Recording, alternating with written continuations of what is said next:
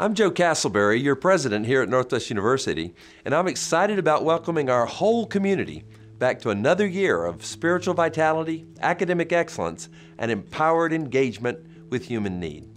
Students and professors are back at work, in their classrooms, online, and at churches and partnership locations across the United States. Every year seems to have its own theme as currents run through our society and our culture.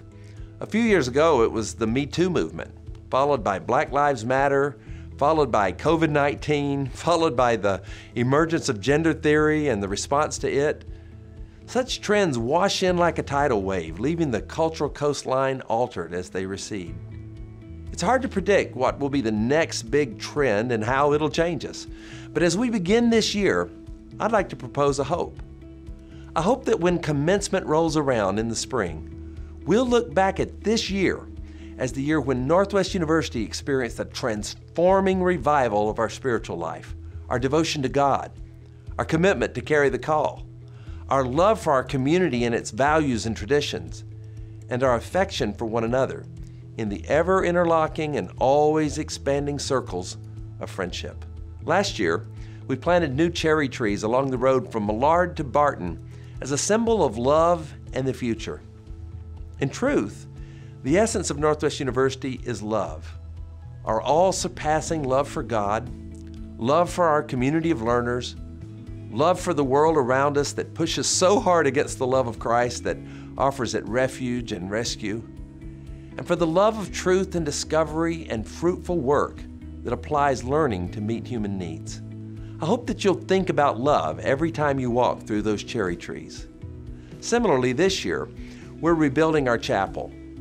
There will be disruptions this year as the work continues to completion, delayed as it has been by city bureaucracy and supply chains and other factors. But I pray that you will think about the rebuilding of our campus spirituality every time you take note of the construction this year. After the multifarious ravages of the recent pandemic, we need a revival of our spirits, an awakening of our community, and a reconnection to the love and power of God. I'm excited about the many outstanding speakers that are scheduled to visit the campus this year, and I pray that chapel services will surprise us with the real presence of Christ, touching our lives in multifaceted ways that will bring a powerful renewal.